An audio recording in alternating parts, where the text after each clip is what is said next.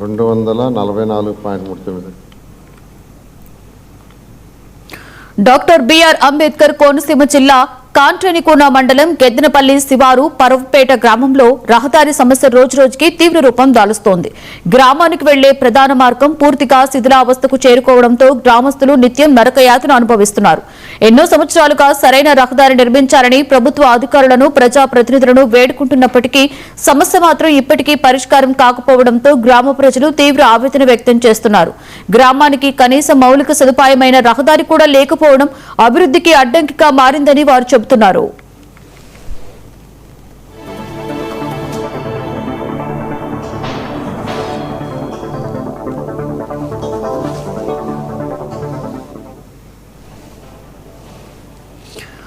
ప్రతి ఎన్నికల సమయంలో అన్ని రాజకీయ పార్టీల నాయకులు గ్రామానికి వచ్చి రహదారి నిర్మాణంతో పాటుగా అన్ని మౌలిక వసతులు కల్పిస్తామని హామీలిస్తున్నారని గ్రామస్తులు వాపోయారు.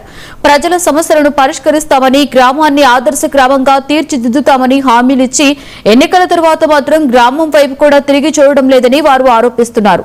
ఎన్నికలు ముగిసిన వెంటనే ఇచ్చిన హామీలన్నీ గాలి కుదిలేస్తున్నారని, ఏ నాయకుడు కూడా తమ సమస్యలని శాశ్వతంగా పరిష్కరించే ప్రయత్నం చేయడం లేదని గ్రామస్తులు ఆగ్రహం వ్యక్తం చేస్తున్నారు.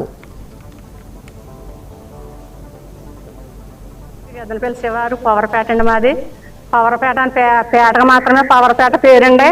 రోడ్లు లేవు, ఏమీ లేవు. నాయకులు ఏంటి, ప్రెసిడెంట్లు ఏంటి, ఎమ్మెల్యే గారు ఏంటి, ఎవరు కూడా మమ్మల్ని సంధించరండి. అసలు మాకు రోడ్లు లేవు, ఏమీ లేవు. ఏ నిధులు వచ్చినా కూడా మాకు ఇవ్వరండి అసలు. కానీ మరి మా అంత ఎర్రోళ్ళు ఇంకెక్కడ లేరు అనుకుంటున్నారు. మరి ఏంటో ఈసారి ఎవరైనా ఓటేయమని అడగనాకు వచ్చిన వరకు మాత్రం అసలు మా గ్రామం తరపున ఓటు కాదు కదా, అసలు ఎవరు వచ్చినా మేము అలా లెక్క చేయమని అనుకుంటున్నామండి. మేము ఎప్పటి నుంచి అనుకుంటున్నారండి, ఆడవాళ్ళు మీడియా ఎదురుకుండా మాట్లాడరు కానివ్వండి, ఈసారి ఎవరైనా పేడకి నీళ్ళు వేస్తామంటున్నారండి. కాబట్టి మీరు అధికారులు, ప్రెసిడెంట్లు, కలెక్టర్ గారు కూడా నేను వెళ్ళామండి. కలెక్టర్ గారు ఏంటి, మీడియా వారేంటి, మీరేంటి, ఎవరైనా సరే మాకు గబగబా అర్జెంటుగా మాకు రోడ్డు వేసి 2 నెలలోనూ మాకు రోడ్లు అయితే చాలా మంచిది అనుకుంటున్నానండి. మరి ఇదిగో ఎంతమందికి ఈ అమ్మాయికి అయితే చెయ్యి ఇరిగిపోయిందండి. ఒక ఆవిడైతేనేమో మట్టి ఇరిగిపోయి అదిగో హాస్పిటల్కి వెళ్ళిందండి. ఇప్పుడు చాలా చాలా ప్రమాదంలో ఉన్నామండి. మరి మా లాంటి ప్రమాదం ఇంకెవ్వరికీ ఉండకూడదు కూడానండి. అటువంటి పరిస్థితుల్లో కూడా మమ్మల్ని ఎవ్వరూ లెక్క చేయలేదండి. మరి అసలు మేము ఏం చేసామో మా గ్రామానికి మరి ఎందుకు వేయట్లేదో, ఎందుకు రావట్లేదో మాకు తెలియదండి. గెద్దనపల్లి పంచాయతీ నుంచి గెద్దనపల్లి శివారు పవర్పేట అండి మాది. పవర్పేట పేటకు మాత్రమే పవర్పేట పేరండి.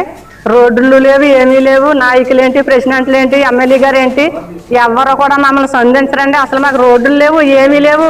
ఏ నిధులు వచ్చినా కూడా మాకు ఇవ్వరండి అసలు. కానీ మరి మా అంత ఎర్రోళ్ళు ఇంకెక్కడ లేరు అనుకుంటున్నారు. మరి ఏంటో ఈసారి ఎవరైనా ఓటేయమని అడగనాకు వచ్చిన వరకు మాత్రం అసలు మా గ్రామం తరపున ఓటు కాదు కదా, అసలు ఎవరు వచ్చినా మేము అలా లెక్క చేయమని అనుకుంటున్నామండి. మేము ఎప్పటి నుంచి అనుకుంటున్నారండి, ఆడవాళ్ళు మీడియా ఎదురుకుండా మాట్లాడరు కానివ్వండి, ఈసారి ఎవరైనా పేడకి నీళ్ళు వేస్తామంటున్నారండి.